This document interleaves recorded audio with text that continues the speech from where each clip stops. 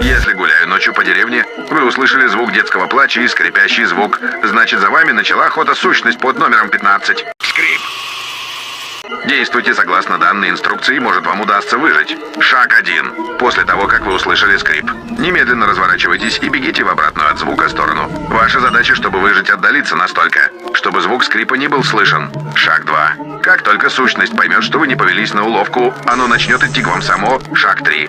Если вы обернулись и увидели, что трава колышется, значит, аномалия идет к вам. В этом случае бегите к себе домой и забаррикадируйте дверь. Скрипы не могут заходить в дома без приглашения. Шаг 4. Если скрипящий звук исчез, не теряйте бдительность. Скрип умеет хорошо прятаться. Подождите еще 4 часа перед выходом из дома. За это время скрип потеряет к вам интерес и уйдет сам. На этом инструкция закончена.